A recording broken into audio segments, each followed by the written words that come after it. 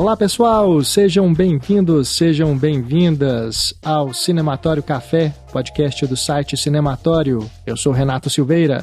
Oi, eu sou Kel Gomes. E neste episódio nós vamos falar sobre a minissérie Gêmeas, Mórbida Semelhança, que é baseada no livro que inspirou o filme do diretor David Cronenberg de 1988, Gêmeos, Mórbida Semelhança. Esse remake ou nova adaptação foi lançado pela plataforma Amazon Prime Video, agora no mês de abril, e ganhou aí muitos elogios, né, da crítica, muitos fãs do horror também, elogiando esse trabalho que foi desenvolvido pela roteirista e diretora Alice Burch.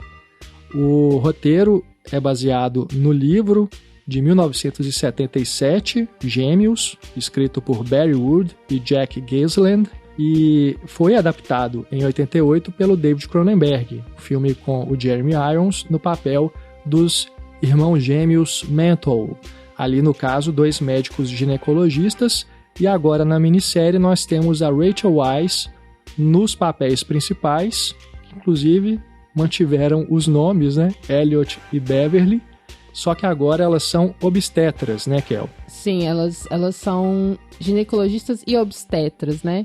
Que além do cuidado com a saúde do aparelho reprodutor feminino, também tem esse cuidado com a sexualidade, a reprodução, a gravidez, o parto e o pós-parto. E no caso do filme de 88, eles eram apenas ginecologistas, eles não lidavam com gravidez e parto, né? Tem aqui uma condição profissional mais ampla sobre a saúde da mulher.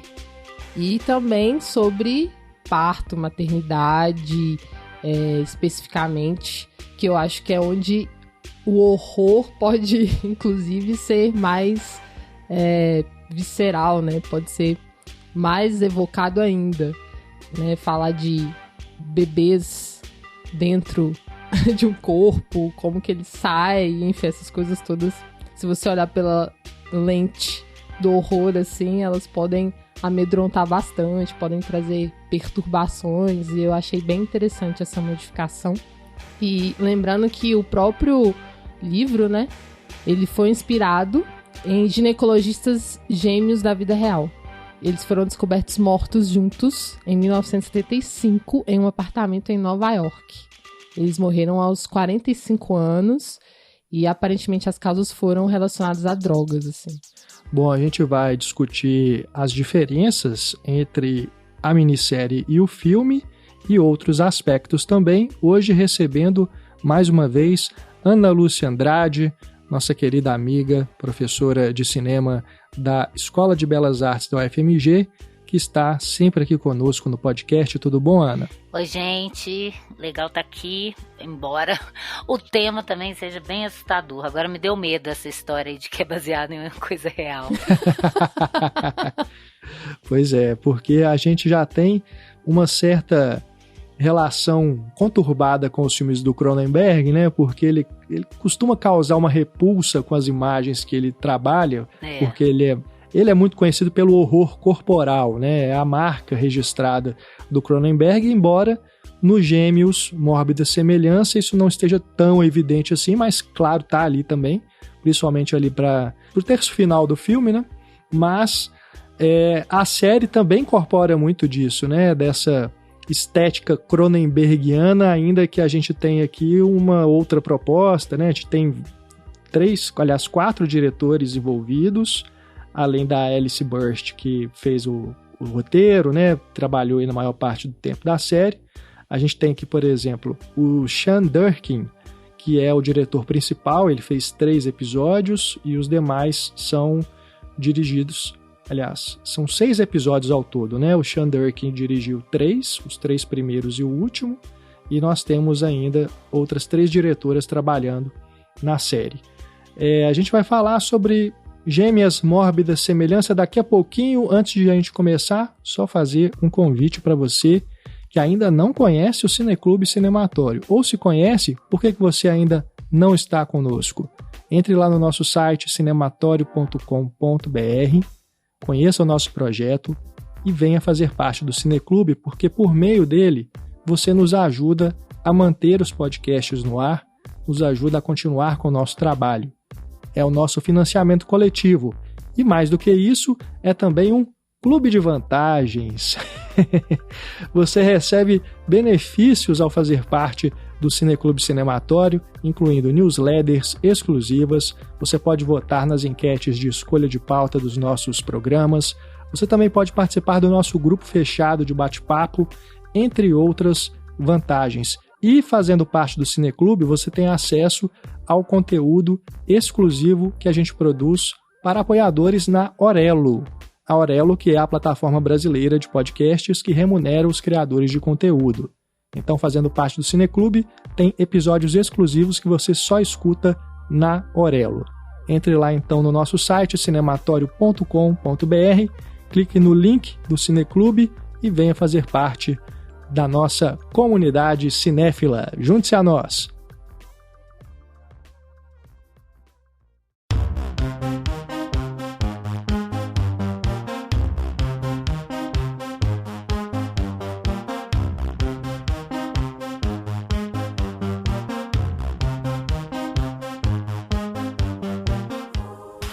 Vamos começar então o nosso bate-papo sobre Gêmeas, Mórbida Semelhança, fazendo aqui, antes de mais nada, um agradecimento ao nosso apoiador Gustavo Radamés, que nos mandou um e-mail pedindo para que a gente fizesse um podcast sobre a minissérie. A gente já estava com ela no radar, né, Kel? E o e-mail do Gustavo chegou bem na hora que a gente já estava preparando para poder gravar esse podcast. Então um abraço, viu, Gustavo, que é nosso apoiador aí de longa data e está sempre conosco. Bom, para a gente falar sobre Gêmeas, Mórbida Semelhança, como é uma minissérie que já tem um filme baseado no mesmo material, não tem como a gente fugir da questão. É melhor ou é pior do que o filme do Cronenberg? Para a gente já se livrar dessa pergunta, eu diria que, primeiro, eu não sou em absoluto contra remakes, principalmente remakes de filmes que poderiam ser melhores, ideias que poderiam ser aprimoradas ou que precisem de atualização. No caso de Gêmeos, Mórbida Semelhança, não é um dos meus filmes preferidos do Cronenberg, embora eu goste muito do filme. Mas, pegando a filmografia dele, tem outros títulos que eu sou muito mais fã. Dito isso, ao assistir a minissérie, eu tive uma relação bem melhor com o que foi apresentado ali pelos diretores e pela Alice Burst do que com o filme. Achei que as personagens foram desenvolvidas em camadas mais complexas, outras questões que não são exploradas no filme, ou pelo menos estão ali só orbitando, não chegam a ser aprofundadas, a série traz com camadas mais interessantes, né, com uma interpretação mais pungente, e também temos a Rachel Weisz num dos seus melhores papéis aí nos últimos anos. Então eu gostei muito da minissérie, até porque é uma minissérie, são 6 episódios, né? Apesar de cada um ter 1 hora, então ao todo aí dá quase 6 horas de duração, mas é uma coisa que se resolve ali e não fica, né? Não demanda aquele tempo todo de você se ligar ali à história, ao desenvolvimento da história. E sendo 6 episódios, evita-se aquelas barrigas, né? Que são bem comuns em séries, episódios que ficam só empurrando para frente o enredo e não desenvolve. Então eu tive uma impressão muito boa da série. Não tive a mesma reação que eu vi em redes sociais de colegas, reações efusivas, né, de falar que é uma série brilhante, sensacional e tal. Mas achei muito boa. E você, Kel? Eu adoro Cronenberg e gosto muito do filme.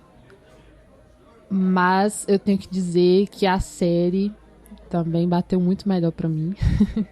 Porque a série consegue ir além, assim, né? Eu acho que amplia algumas discussões do Cronenberg, tem o espírito do Cronenberg, isso é muito importante, faz referências, né, ao material anterior, isso também é importante, mas consegue construir uma coisa completamente nova pra gente, com questões do universo das mulheres que são, assim, sabe, muito bem trabalhadas, assim, de uma maneira mais ousada. Eu gosto disso, assim.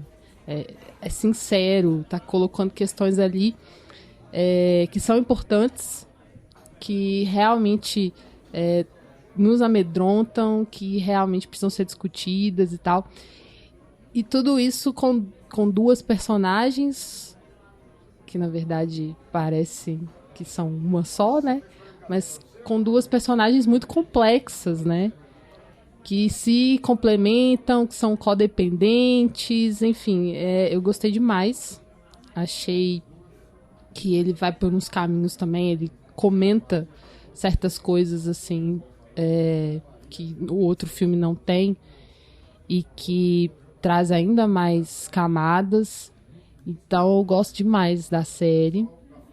E eu também chamo a atenção pela equipe, porque é uma equipe muito feminina, assim, né? O Sean Durkin é um dos principais diretores, mas as outras diretoras também fazem um trabalho muito massa. Tem a Lauren Wolkstein, que faz 2 episódios, inclusive o último episódio ela co-dirige com o Sean Durkin. A Karina Evans e a Karen Kusama, que são 2 pessoas que estão despontando aí como diretoras de séries, né? A Karen Kusama, por exemplo, fez Yellow Jackets também. A Karina Evans já fez vários videoclipes, inclusive videoclipes que eu recomendo, de hip hop e tal, e outras séries também. E além de ser a criadora, né, e a showrunner ser a Alice Burch, então acho que tem toda essa diferenciação, assim, né, de uma equipe feminina para poder falar desse universo com propriedade, sabe?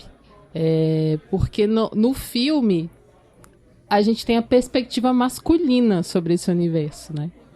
Porque são 2 ginecologistas completamente obcecados, completamente interessados em tentar descobrir sobre o corpo feminino. Isso em um deles vai se transformar até em uma misoginia, né? Em um desprezo, assim, pelo corpo da mulher. E aqui a gente tem um outro lado, né? Tipo, duas mulheres trabalhando com o corpo feminino. Então você vê a preocupação, inclusive, de uma delas com as necessidades de suas pacientes, e de uma outra, e, né, da outra que está mais à frente da pesquisa, de conseguir dar mais liberdade de escolha e conseguir trazer inovações específicas para as mulheres, assim. E considerando que a ginecologia, inclusive, tem uma história, como toda a medicina, como várias ciências, tem uma história muito marcada por pioneiros homens e que demoraram para irem atrás desse conhecimento, né? Por diversas questões, assim. Eu acho muito importante tudo que a série tá abordando, sabe? Tá discutindo, assim. Para além do horror, né? O horror ali, que é muito interessante também e que eu acho mais incisivo do que o filme. No filme a gente, né, comentou aqui que mais pro texto final, que tem esse horror corporal, ele é muito mais focado no horror psicológico. Na série eu consigo sentir horror psicológico e horror corporal o tempo todo, desde o início, assim. Né? Essa mistura muito bem feita. Bom, antes de passar aqui a palavra para Ana, só dar os créditos aqui, que a Alice Burch, ela é roteirista dos filmes Lady Macbeth e O Milagre, e das séries Succession e Normal People, entre outras. O Sean Durkin, que é o diretor que fez mais episódios, ele dirigiu filmes como O Refúgio e Martha Marcy May Merlin, E a Laura Wolkstein fez séries como Queen Sugar, Não Provoque, Mante a Daga. A Karen Kusama, além do que a Kel já disse, fez os filmes O Convite e O Peso do Passado. E a Karina Evans trabalhou em séries como Gossip Girl e Y, O Último Homem. Ana, Gossip Girl, no caso, a nova, tá, gente? Porque tem a primeira Gossip Girl. Essa nova versão, né? É, a nova versão de Gossip Girl. Entendi. Ana, pra você, remake e a primeira adaptação, né? O filme original de 88. Qual que você gostou mais? Então, todo mundo sabe que já me ouviu falando que eu não gosto muito de remake, né? Mas nesse caso, eu gosto quando você atualiza algum dado. E aqui, e tudo isso que vocês dois falaram, acho que foi muito bom, tanto do lado que você falou mais pragmático, né? E a Kel dessa questão da troca do gênero dos personagens é fundamental para a perspectiva, né? De uma história muito semelhante, né? Claro que tem aspectos diferenciados entre uma e outra, tem propostas diferenciadas, né? Eu acho que o Gêmeos está bem dentro das doenças do Cronenberg que ele gosta de colocar em filme, né? Assim, ele tem uma visão meio doentia que é incômodo e perturbador e tem uma visceralidade.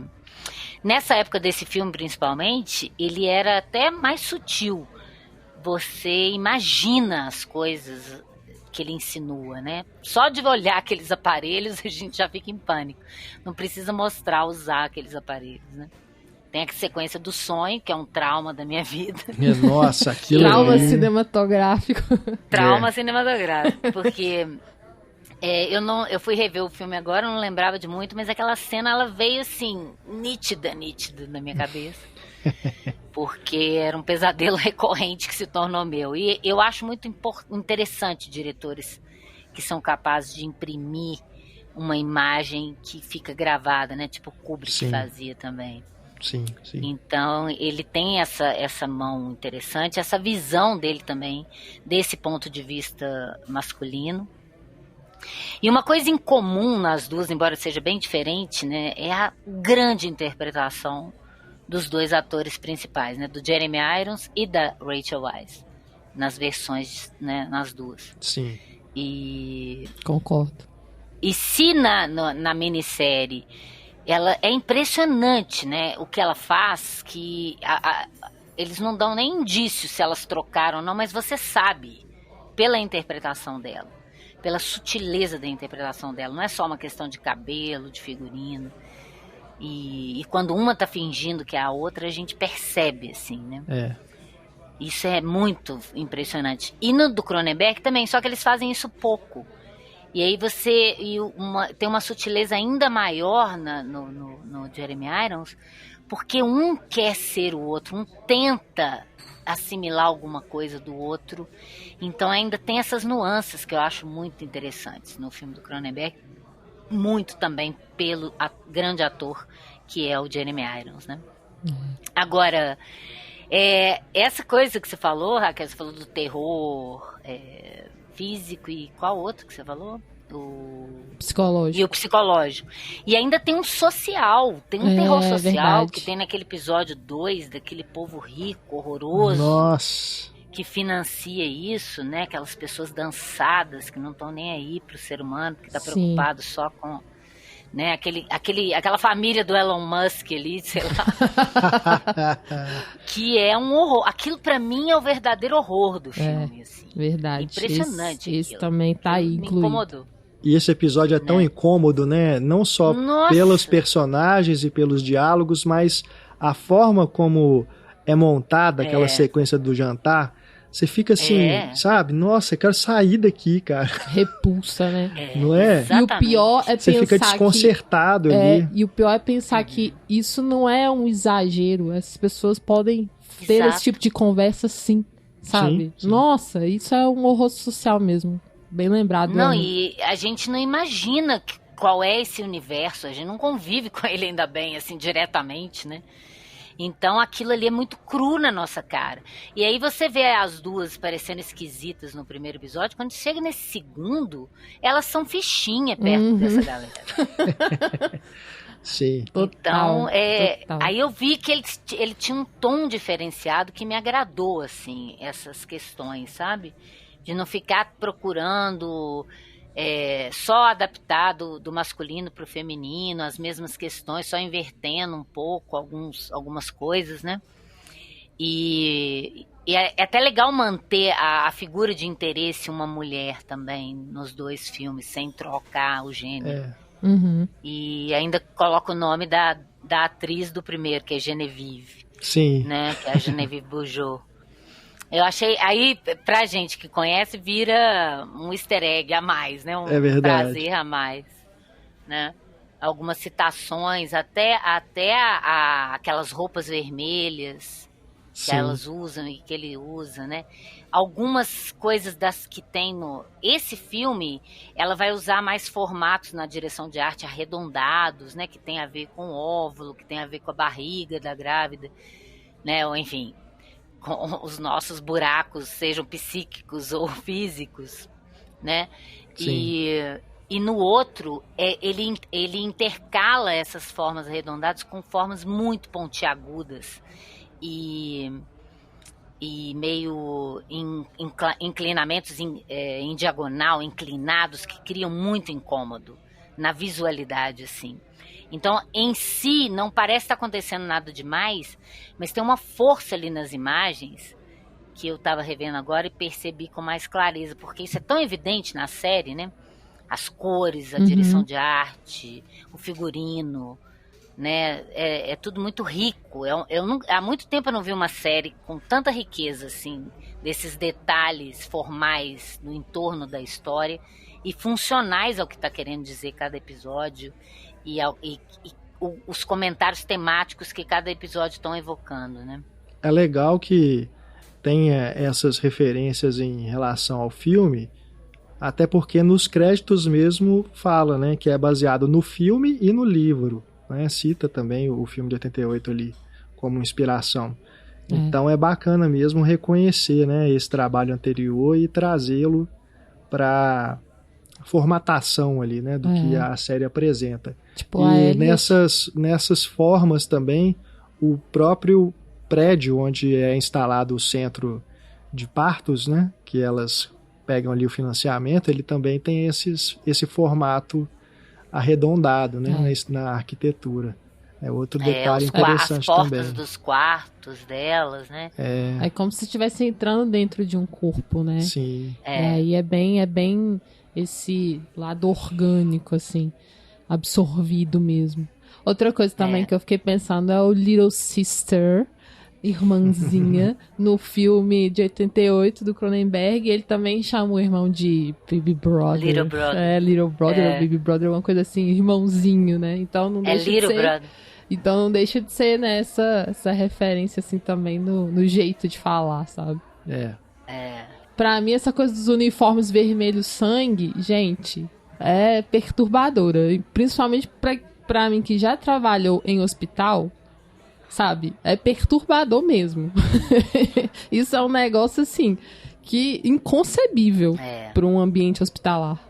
Inconcebível. E tem tudo a ver, né, com o clima do filme, com o que tá... O vermelho ali tá evocando, não só do sangue, mas das paixões, da dor, né, do calor, enfim, das relações, que eu acho que é bem, bem interessante. Ele não é fácil só uma homenagem, ele usa também, eles, os realizadores da série, usam também isso de uma forma muito funcional para o filme, além de fazer a homenagem.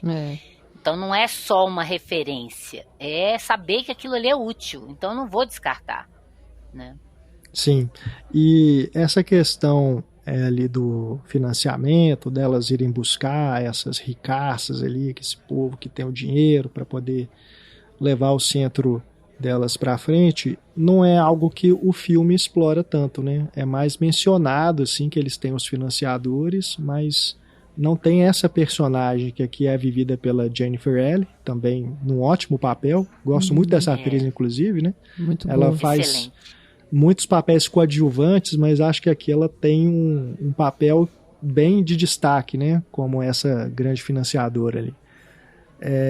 Ela é sutil, né? A mulher, Sim. Ela tem uma sutileza impressionante. E ela me lembra um pouco a Meryl Streep, assim, Muito. até fisicamente. É verdade, lembra mesmo. E aí ela tem uma frieza, né? Um negócio assim que também é desconcertante. Não, o sorriso dela é gélido. Gente, eu nunca vi isso. Quanto que é prática, né? A questão aqui é lucro. Vocês vão me dar lucro ou não vão? Isso vai me dar retorno em dinheiro ou não vai? O negócio é só esse. E eu gosto da caracterização até de figurino e de cabelo da personagem, que sai do estereótipo daqueles milionários vestindo grife e sempre arrumados e maquiados de novela, sabe? Uhum. Ela é uma pessoa simples, aparentemente, né? E por trás daquele olhar frio tem Nossa, ela é assustadora a personagem. E eu acho também que no outro filme tem uma questão como se um só fosse brilhante e o outro é só o RP, né? O Relações Públicas, o porta-voz. Tem o cara isso. mais carismático, né? Esse ele misturou um pouco a personalidade dos dois irmãos do outro filme nas duas, distribuiu várias características nas duas. Eu achei isso bem interessante também. Eu gosto como a série foca nessa relação doentia da Elliot com a Beverly, né? Uma obsessão ali que vai fugindo cada vez mais do controle. Mas eu fiquei interessado também na questão obstétrica que elas comentam, né? Que elas querem promover esse avanço para promover melhorias no parto, né? Das mulheres, fazer com que elas tenham experiências mais humanistas, né? Umas coisas mais que não seja de tanto sofrimento. Então eu fiquei esperando assim, que a série trouxesse algumas personagens que são pacientes para poder desenvolver um pouco essa questão também. Eu fiquei interessado, sabe? Nesse lado, que eu não achei que foi tão aprofundado assim. Tem ali algumas cenas, né? Algumas personagens que vão lá fazer as consultas, né? E fazem os partos, inclusive. Mas as questões específicas, né, de por que elas querem tanto promover esses avanços, eu achei que ficou um pouco a desejar. Não sei o que vocês acharam, se vocês tiveram tanto interesse assim, nesse tema como eu tive. Eu não tive tanto interesse. Eu acho também que eles não estão preocupados muito com... Eu acho que eles querem, inclusive, questionar essa coisa das pessoas quererem engravidar a qualquer custo. Sei. Nem que sabe, essa coisa de promover a ideia da fertilização de pessoas que não podem engravidar e que precisa ter um filho para se sentir completo, né? E eu acho que isso está sendo colocado mais em jogo do que a própria... Por isso que eu acho que ele não foca nessas pacientes, porque ele não quer questionar isso diretamente através de nenhum personagem, mas através da própria experiência delas, dessa promoção delas. Né? E a própria Beverly, que quer gerar, e a outra que quer... Parece que ela quer fazer um filho na irmã, né? Então pega aquela coisa, parece que pega aquela coisa que tem no primeiro, que tem uma relação ali meio, não exatamente homossexual, mas um amor doentio mesmo, a ponto de, né, um desejar estar um pouco ali grudado no outro e precisar se separar. Mas isso vai estar na série de uma outra maneira, né? Desse sentido de uma querer propiciar o filho para outra, digamos assim, vamos colocar dessa maneira. E, inclusive, a princípio, parece até que elas são menos doentes do que os dois irmãos lá, mas são doenças diferentes, assim, né? Ele vai trabalhar com mais nuances na série, porque você tem até mais tempo de desenvolver outros aspectos do que no filme, que vai focar, talvez esteja mais centrado no livro, nos temas que interessam mais a própria visão de cinema e de mundo do Cronenberg. Então, especificamente sobre, né, a saúde da mulher ali, dos atendimentos, é perceptível que a Bev, ela tem um objetivo específico diferente da Elliot. As duas compartilham do desejo de ter esse centro de partos tecnológico, com novas possibilidades para as mulheres, mas nos objetivos específicos a gente percebe que elas se diferenciam, né? A Bev, ela quer um ambiente mais acolhedor, ela quer estar totalmente dedicada às necessidades de cada mulher, a uma coisa mais personalizada, mais humanizada, como você falou. Inclusive, hoje em dia a gente já tem iniciativas nesse sentido, tá? Acontecendo. Enquanto a Elliot, ela quer romper barreiras da ciência, porque ela vê o quanto que a ciência meio que está limitando as mulheres, a própria biologia também. Se a gente for pensar, né, na questão dos limites biológicos para gravidez, enfim. Então tem essa diferenciação, né? Enquanto a Bev está interessada nesse atendimento, em algo mais acolhedor, a Elliot, ela está interessada em pesquisa, ela está interessada em ampliar o pensamento, a capacidade, né, da escolha das mulheres. E, assim, as duas totalmente sem ética nenhuma. Apesar de serem brilhantes, apesar de serem pessoas pelas quais você até torce, né, de alguma forma que consiga chegar a seus objetivos, mesmo sendo tão tortas assim, porque elas nutrem uma vontade muito genuína de ajuda às mulheres, tanto na pesquisa quanto, né, no atendimento. Mas é completamente antiético, né? É um problema. Então, também a gente tem que pensar nisso, assim, tem essa dualidade, né, da questão ética e da questão de avanço. Como lidar com isso? Então eu gosto como a série também tá falando de dualidade de diversas formas, né? Não só nessa dualidade das irmãs, como duas pessoas gêmeas que têm essa codependência, mas também na dualidade do próprio trabalho delas, né? Também a dualidade dessa questão de um interesse em relação à saúde, mas também tem o interesse do lucro, né? O interesse ali de quem está financiando, e as coisas só vão para frente com o financiamento. Então, assim, tá lidando com muitas dualidades o tempo todo, que eu acho bem interessante. E a própria interferência, né, da bilionária lá, as exigências dela, então o quanto que isso também afeta no desenvolvimento desse trabalho, né? Mas aí também o que pesa mais é exatamente essa simbiose das irmãs, o quanto que isso, ao mesmo tempo, é bom e é ruim.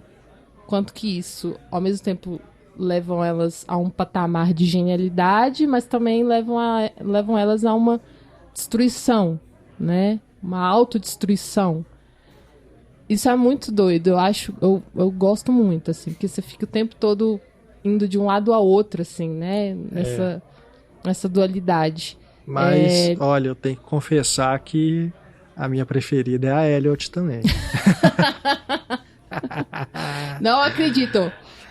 Mas é legal elas não terem esse maniqueísmo, né? De uma má, outra é boa. Exato, sim. E também tem a questão da droga, que no filme do Cronenberg é bem mais pontual, sim, que tem ali na Elliot, mas tem também uma espécie de droga na obsessão da Beverly também pelo trabalho, né?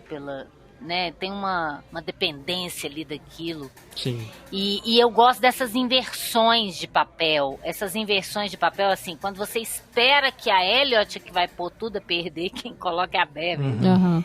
Né? Eu acho isso muito legal, assim, no filme, na série. Eu gosto da Elliot porque ela é uma personagem que me fascina por essa obsessão dela com isso que a Kel disse, né, da questão científica, de fazer as experiências, né, inclusive quebrando a questão ética, né, mas é um negócio que eu imagino que acontece muito nesses laboratórios por aí. Deve ter muito pela médico e curiosidade cientista que fazem essas né? coisas. Você quer ir além. Exatamente, é. Então, assim, os experimentos que ela faz, e é colocado ali na questão do tecido, por exemplo, o desenvolvimento dos embriões, né? Isso eu acho fascinante, né? Do ponto de vista, assim, da história mesmo que está sendo construída ali, das possibilidades que isso vai abrindo, né? Então, o que eu fiquei impressionado também é como que a Rachel Weisz consegue fazer essa troca de personalidades, né?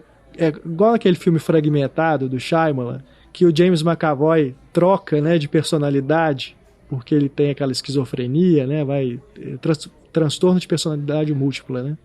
Então, essas paradas aí. a Rachel Weisz, quando estão as duas, né, lado a lado, a Elliot e a Beverly, parece isso, sabe? Que ela consegue, assim, num segundo, assim, mudar a expressão e entra na outra personagem. E você tá vendo as duas, né, fazendo ali, ela com as duas expressões lado a lado. E aí você acredita piamente que são duas pessoas diferentes. Completamente. Né? É muito bom. Não, e quando ela goza, às vezes elas não estão nem se fazendo passar por outra, mas uma imita pra outra, a outra. É muito bom. Irônico. Ela deve ter se divertido, horror. Divertido assim, né? Porque deve ser muito difícil fazer, né? Igual a Glória Pires, Ruth e Raquel. Porque não é só duas personagens, são 4, porque tem um momento que uma tá fingindo que é a outra. Sim. Então, são 4 personagens, é muito, muito impressionante. Agora, essa questão que eu tinha falado de ter o desenvolvimento de personagens que são pacientes, talvez é porque, como é uma série, eu fiquei imaginando assim, podia, né, ter criar mini histórias aqui dentro. Mas como a proposta era fazer uma coisa menor... Mas você sai do foco. Mas eles fizeram só 6 episódios, então não quiseram ampliar tanto esse universo. Né? E tem um pouco ali, né? Você percebe, assim, algumas dificuldades, especialmente quando são mulheres negras. A série tá colocando isso, assim. Tem um momento, por exemplo, que tem uma mulher negra que ela tá precisando de atendimento e é negada a ela. Sim. Né? A Bev, inclusive, identifica isso, mas é outra médica que tá tratando, né? É um momento em que elas ainda não tinham o centro delas, elas estavam trabalhando num hospital. E eu lembro que ela chega, percebe a necessidade dessa paciente específica, né? Que já tinha tido bebê, mas estava passando mal, e a médica que estava cuidando dela não deu uma atenção devida, assim. Então, ser uma mulher negra nesse papel é importante exatamente para dizer, assim, da questão racial também, né? De como existe esse racismo estrutural em que uma mulher branca vai ser muito bem tratada e uma mulher negra não, sabe? Então, eu gosto desses comentários. Podem ser rápidos, mas eles são muito bem feitos, assim.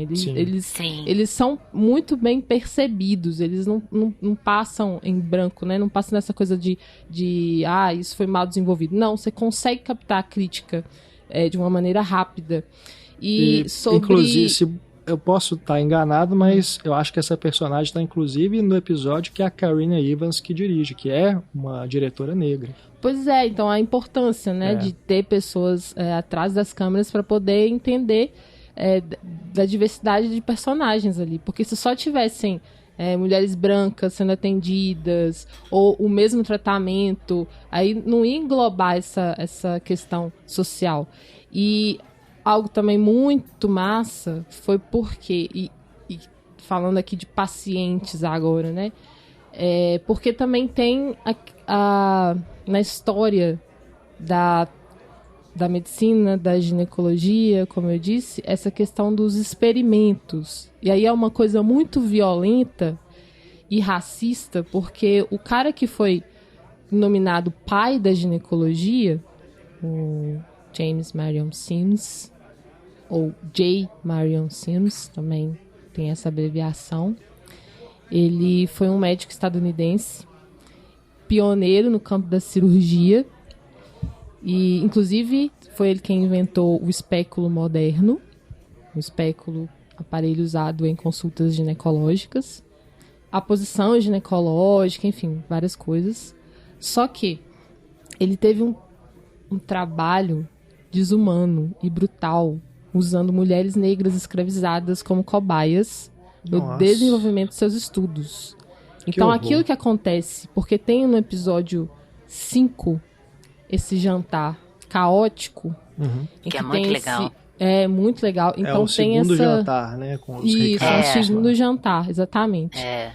Que aí faz a investigação sobre essa história, né? Primeiro do ponto de vista do homem branco. Ele tá ali sentado na cabeceira da mesa e falando sobre o quanto foi importante, o quanto que ele desbravou uma área da saúde que nenhuma outra pessoa, nenhum outro homem teve coragem de desbravar, né? Que é a saúde feminina, que é o corpo da mulher e tal. Mas a que custo, sabe? E aí tem a biografia desse médico. Ele inclusive fala que essas mulheres eram essencialmente suas propriedades. Então, assim, ele fazia esses experimentos, né? Sem anestesia. Embora é preciso a gente recuperar aí a questão de que as anestesias, como a gente conhece hoje, não eram tão difundidas, né? Não eram tão boas também. Estava no início ali, né? Da questão cirúrgica e tal. Mas já haviam anestésicos rudimentares que poderiam ser usados, mas não foi utilizado. Então, essas mulheres, elas sofreram muito, gente. Então, aí, nesse episódio, tem o resgate dessa história, pelo ponto de vista desse homem branco, e depois tem o resgate dessa história pelo ponto de vista da paciente, da mulher que sofreu esses experimentos, essas várias cirurgias, que foi uma cobaia, né? Que, inclusive, ela fala sobre o nome dela, que, beleza, ele foi alçado a esse posto de pai da ginecologia moderna, todo mundo sabe o nome dele, mas e o nome dessas mulheres? Ninguém sabe. Inclusive, nas anotações dele, só tem o nome de 3, que é a Anarca, Lucy e Betsy, né? E aí a Anarca que teve uma história mais de horror ainda, que ela sofreu acho que umas 30 cirurgias, Nossa, enfim, todas Terrível. todas sem anestesia. E aí havia essa noção também racista de que corpos negros são mais resistentes à dor, sabe? Que não sentem dor da mesma forma que os brancos. Tratados como animais, né? Isso, exatamente. Que foi uma prática que reverbera até hoje, assim, sabe? No racismo estrutural. De pessoas acharem que pessoas negras têm mais resistência, sabe? Então, assim, tem até estudos científicos que confirmam mesmo que determinados profissionais de saúde utilizam dessa informação para definir se usa ou não analgesia, sabe? Então, tem uma pesquisadora que chama Maria do Carmo Leal, que faz pesquisas nesse assunto, quanto que a anestesia, às vezes, ela também é definida por uma questão de cor. Isso é uma coisa, sabe, que tá respingando ainda nos dias de hoje, por conta do racismo estrutural, né? Então, eu achei esse episódio muito massa, porque é o horror da vida real ali, e traz essa personagem, né? No caso, a Anarca, que é essa mulher que serviu de cobaia. Ela vem em forma de sonho, né? Pra Bev. Então ela aparece ali e conta a sua história pelo seu ponto de vista, e ela não deixa que a Bev siga ela. Eu também acho isso muito fantástico, porque agora ela tem domínio de si, tem domínio do seu corpo, sabe? Mesmo que seja assim, né, simbolicamente, porque ela já está morta, mas simbolicamente isso é muito importante, né? Ela não deixa que a Bev a siga, fala, não, pra onde eu vou agora você não vai mais, sabe? Agora eu tô com as minhas ancestrais, eu tô livre. Enfim, isso eu achei muito forte, muito... Talvez, assim, seja até uma questão muito complexa que a série não dá conta, né? É um negócio assim, mas eu achei massa só de estar ali. Essencial. Só de tocar no assunto, né? E dessa forma, trazendo essa simbologia importante de colocar a história dessa mulher negra na voz dela, sabe? Com certeza. Não, me lembrou aquele fantasma, entre aspas, me lembrou aquele do Aquários, da empregada doméstica também, que aparece pra Sônia Braga. Isso, é verdade. Uhum, exatamente. Essa coisa, né, do simbolismo de trazer, assim, a pessoa de volta, pra ela contar a história pela perspectiva dela, né? Então isso eu achei massa. Vocês viram essa série Them também?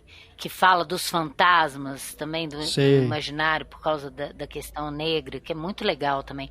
Me lembrou isso muito. Esse episódio foi um dos que eu mais gostei, né? Que é na casa daquele sulista branco, que é o Michael McKean, que faz, né? O irmão do Sol, lá do Better Call Saul. E que eu adoro quando ela fala, você tem um nome de mulher, você chama Marion, e você é um patriarca, né? Que esquisito, né? Adoro aquele discurso todo, aquele sonho, tudo isso que vem à tona, como a Kel falou, e que aquilo é, às vezes, até mais interessante do que a própria relação do que a série está tratando como foco. É verdade. Então, assim, é isso, né? Essas coisas que foram ampliadas, assim, eu achei muito interessantes, dentro da chave do horror e dessa questão do horror corporal. Né? Não sei, pra mim, questão feminina, questão negra, é tão, assim, atravessada por horrores que tá muito intrínseco, sabe? É muito natural. Histórias de mulheres, histórias de pessoas negras, é muito natural serem contadas pela chave do horror. Porque, sabe, é sangrento, assim, é sangrento. E a gente, enquanto mulher, né, enquanto pessoas com útero que menstruam, a gente sangra todo mês, gente. Eu tava lendo um negócio que eu nem sabia, que tem pesquisador que tem médico que já considera que certas dores, certas cólicas, né, dores menstruais, são tão fortes quanto a dor de um infarto. Eu sei disso bem. Então você imagina. Quem tem endometriose, então você imagina. É um horror. Pois é. E como diria eu não tenho endometriose e não faço a menor ideia de como deve ser isso. Porque quando eu li, eu pensei, caramba, imagina a quantidade de dor. Você desmaia. Toda vez que vem. Você desmaia de dor. Eu praticamente mais próximo desmaiava. que eu já senti disso foi cólica renal. Pois eu já tive cálculo, também né? Mas você não tem útero. Demais. O útero retorce, é um músculo interno que retorce lá dentro. Até hoje não eu tenho. Não estou nem comparando.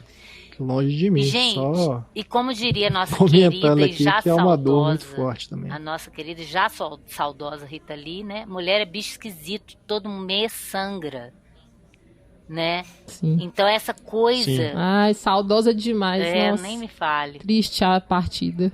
Então, essa coisa... E é uma figura também que entendeu essas questões todas do feminino, da maternidade, ou não, né? Dessa mulher ocupar um lugar a duras penas e a gente ter que carregar vários fardos de pessoas decidindo pra gente se a gente pode abortar ou não, decidindo se a gente vai ter um parto assim, assado, né? E eu achei isso também muito importante de vir agora à tona, essas questões também, num momento que a gente tem que sempre estar discutindo isso, né? E é aquela história que se fala, né? Que se um homem menstruasse ou engravidasse, já estava resolvido todas essas questões. Sim, se fosse... exatamente isso. Se fosse um problema que atingisse também, né? Homens e...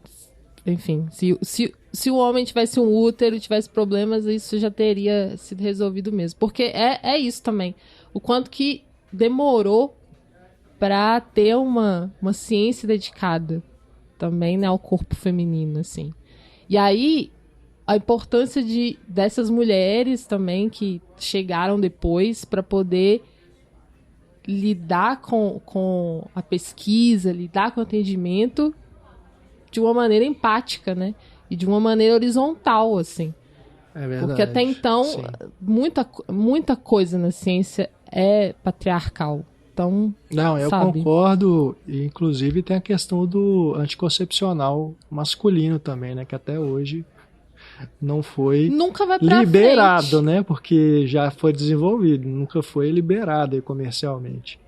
Mas é uma questão mesmo que tem que ser colocada. Ainda mais se provocar câncer. Ninguém vai usar. Só realmente. A gente. Eles já não gostam de usar camisinha? Alguns? Pois é. ficar tudo nas nossas costas.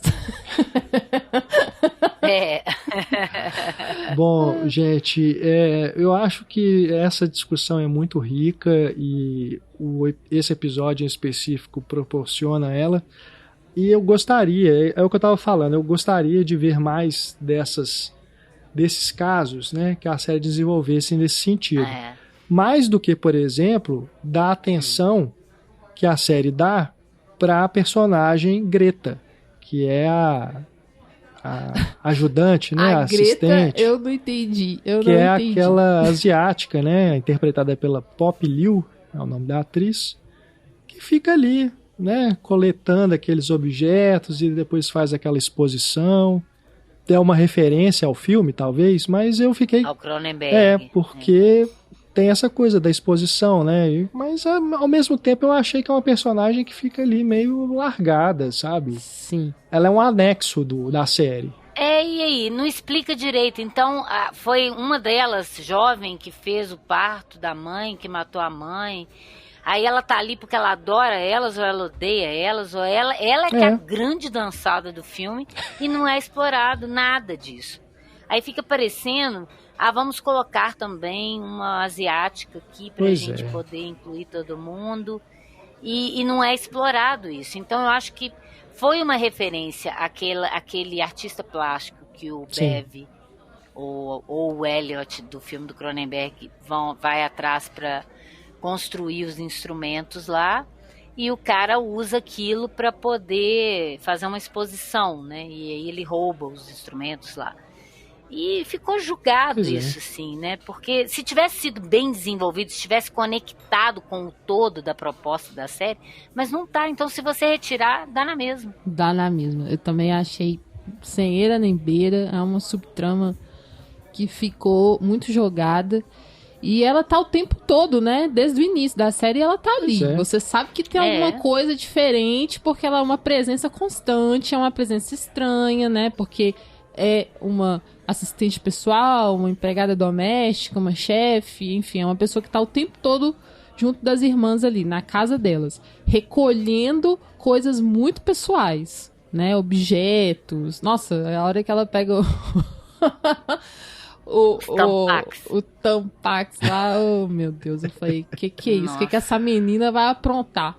E aí no final é uma exposição de vingança ou de, não sei também, é como a Ana falou, não sei fica se é uma muito homenagem. ou homenagem, mas na verdade a mãe dela morreu no parto, então é algo que eu sinto que é mais pro lado de uma vingança do que uma homenagem. Eu também tive essa impressão. Né, que eu acho que ela tem mas uma que vingança estranha. uma vingança estranha, porque ela fez uma exposição que inclusive não deu em nada, não reverberou em nada, e inclusive as irmãs passam na frente da exposição como se nada tivesse acontecendo, né?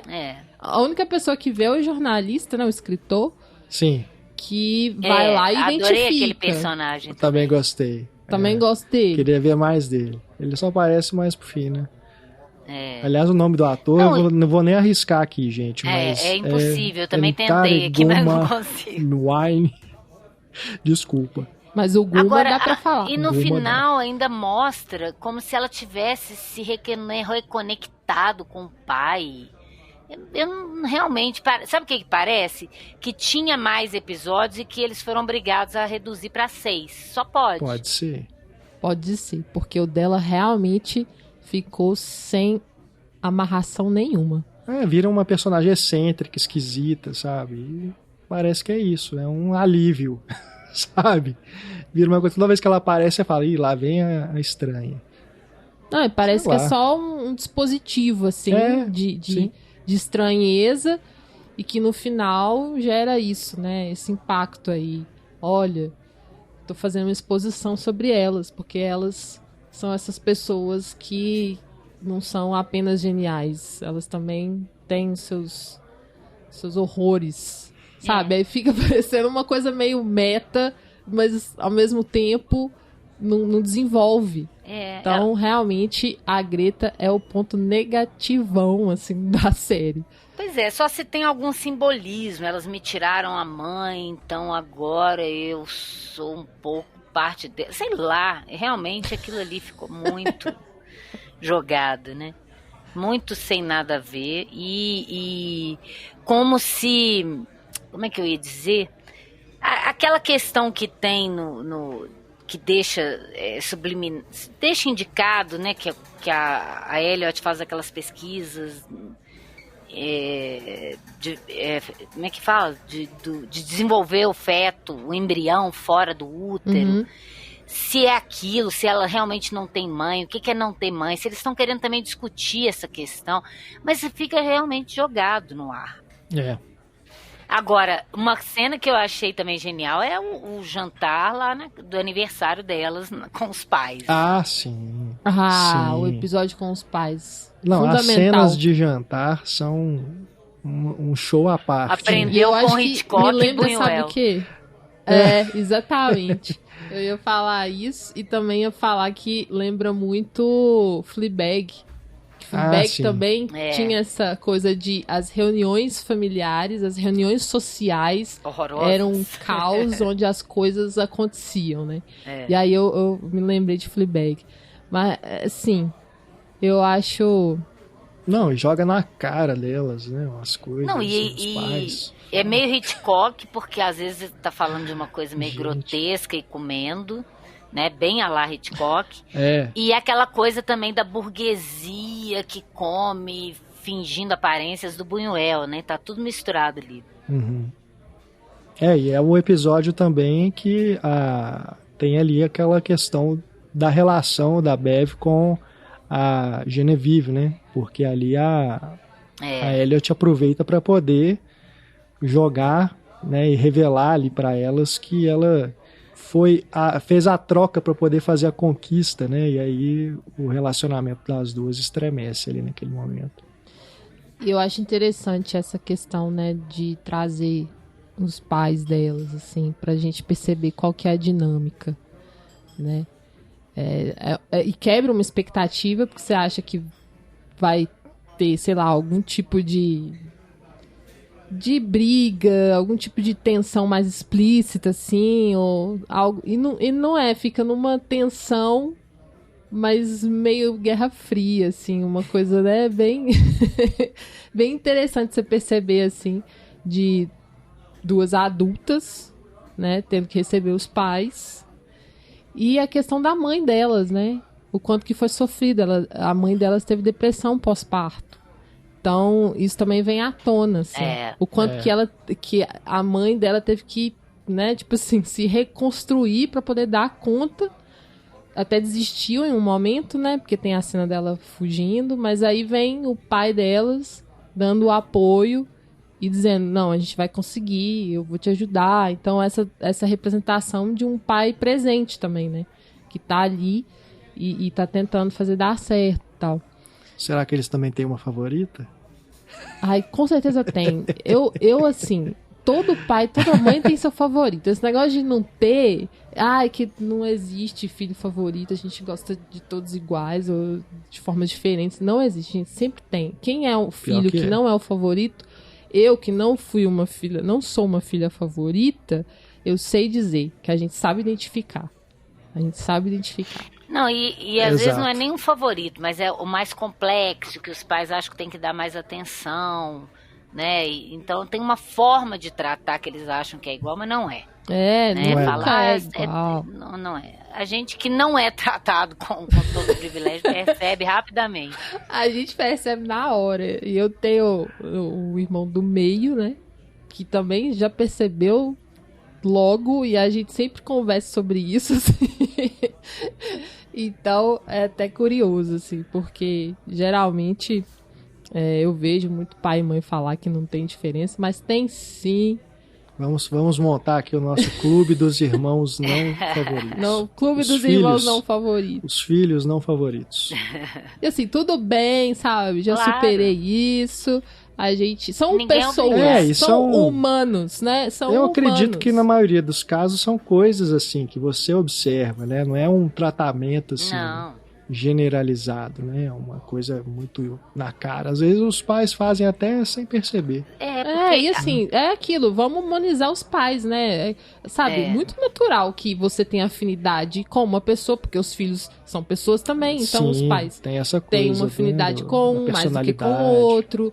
Então, assim, eu acho até que é algo natural. Desde que o filho que não é o favorito não seja tão prejudicado na dinâmica. Porque senão isso cria traumas, tá, gente?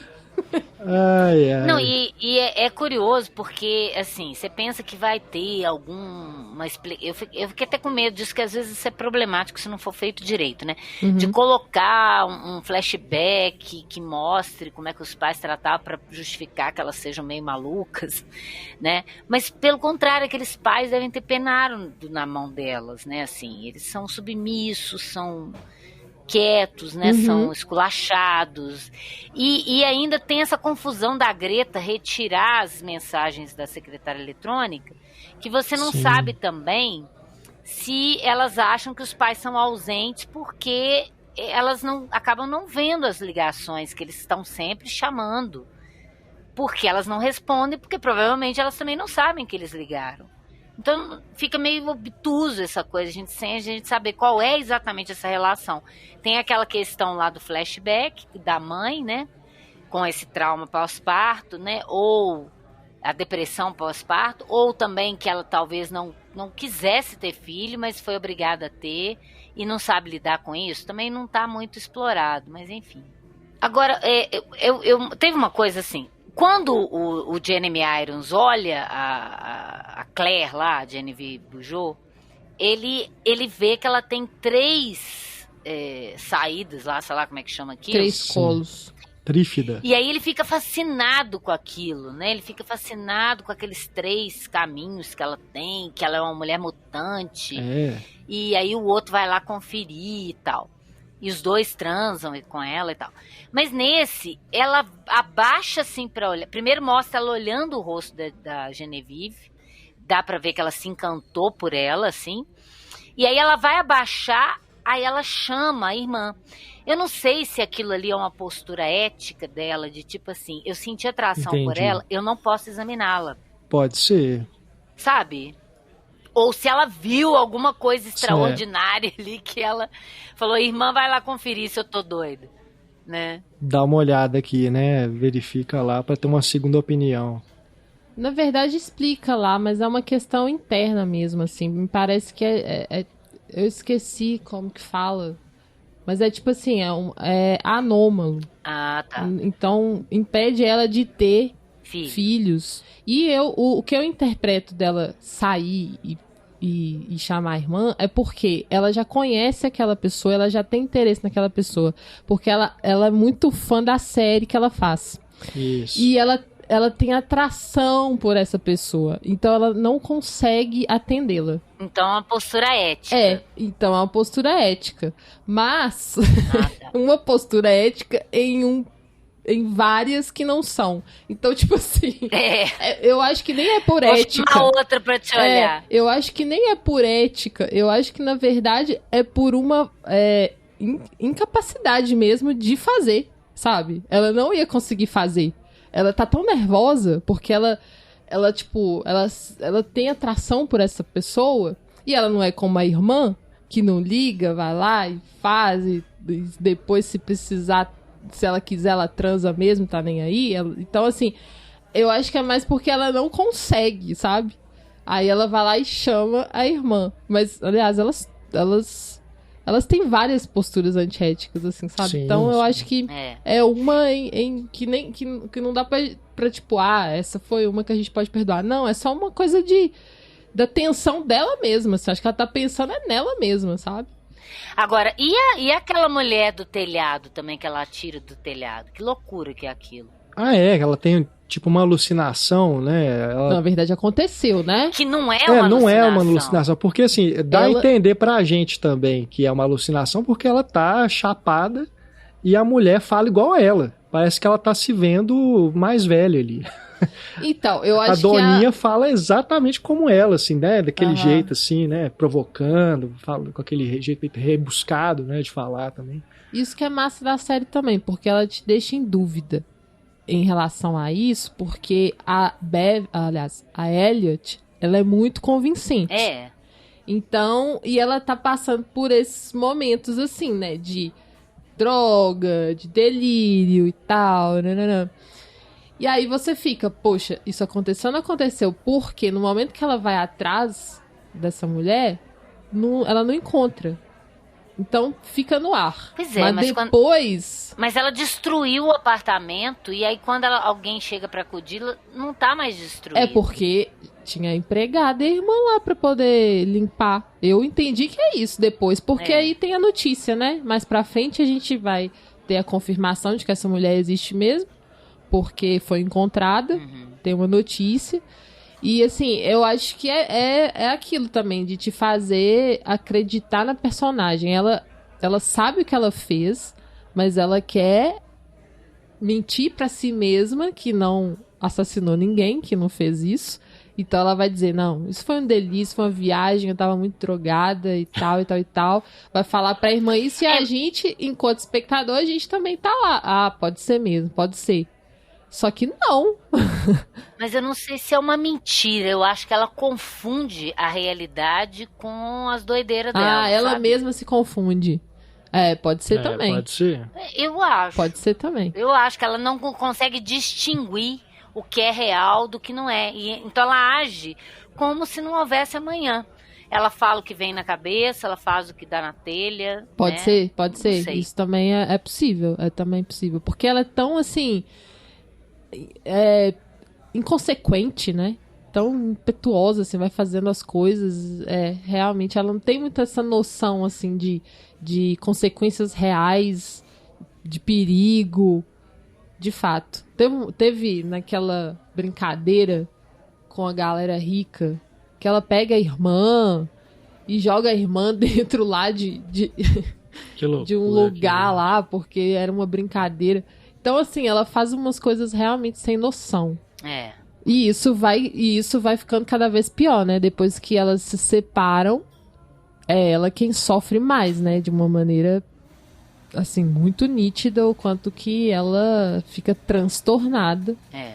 E até onde ela vive, né? Fica algo, assim, impossível de transitar, assim. Eu acho interessante o quanto que é uma escalada, né? A separação delas acaba transtornando essas pessoas, assim, de uma forma que vai até pros ambientes. E enquanto a Bev, mais contida, consegue estar ali, meio que aguentando as coisas, até chegar no momento final ali de uma, sei lá, de uma implosão, assim, e falar, não, eu desisto de seguir e é você quem vai... seguir nossa história aqui. Quem interpreta essa senhora é a Diane Findlay, e a gente não falou também do nome da atriz que faz a Genevieve, né, que é a Brittany Oldford, que é conhecida pelas séries Skins, American Horror Story e também The Umbrella Academy, entre outras. Ótima atriz também, né? É a que aparece mais ali, junto com a Rachel Weisz. Ela tá lá no elenco principal, né? Rachel Weisz, a Poppy Liu, Jennifer L. E o Michael Chernus, que faz o Tom, né? Que é o médico lá que trabalha com as duas. O doador de esperma. Tava olhando aqui também que tem um brasileiro na equipe técnica, que é o Afonso Gonçalves, que é montador. Ele, inclusive, tem uma carreira bem premiada e já aí muito conceituada no cinema norte-americano. Ele trabalhou com Todd Haynes, por exemplo, com o Jim Jarmusch, Patterson, fez também a montagem de A Filha Perdida, trabalhou em True Detective, e ele é um dos montadores da série. A montagem realmente, né, é um dos destaques da série, né, junto com a fotografia, a direção de arte que a gente já comentou, mas a montagem é também muito boa, muito boa. Eu gosto também, bastante. Nas cenas de jantar, então.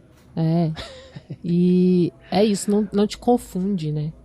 Você consegue identificar, assim, os lugares, cada uma, o que cada uma tá fazendo. Sem dúvida, uma produção muito caprichada, né? E acho que o saldo, no final das contas, é bem positivo. Poucos problemas, né, que a gente apontou aqui.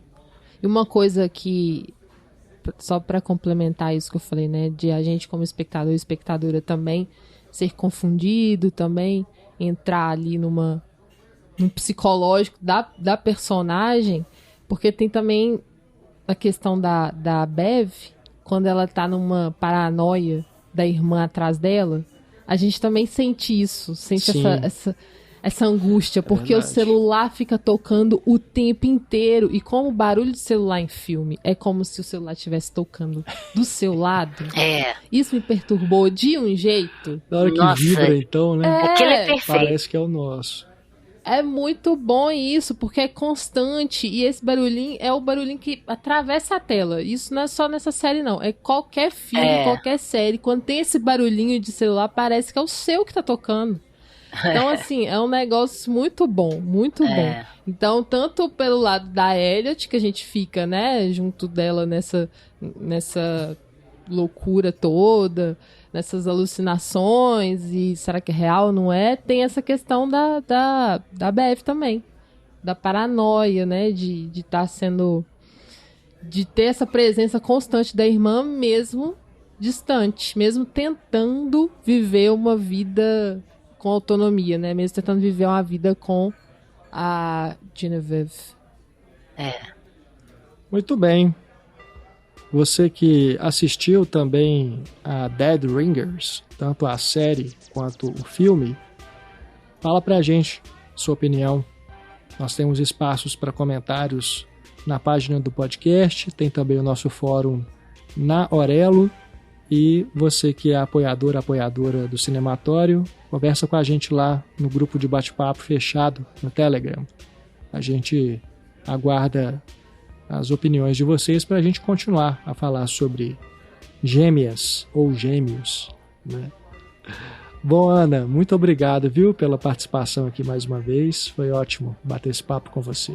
Eu que agradeço. Foi ótimo ter também a visão de vocês. Porque, sério, eu acho até mais difícil, porque a gente fica querendo comentar, né, por episódio. Sim. Exatamente. E aí depois junta tudo e aí a gente acaba esquecendo alguma coisa. É verdade. Isso foi ótimo. Muito obrigado pela audiência, você que nos acompanhou. E confira outros episódios, outros podcasts que nós temos aí no nosso feed. Se quiser mandar um e-mail, é só escrever para contato@cinematório.com.br. Um beijo, gente. Até a próxima. Grande abraço, pessoal. Até mais. Tchau.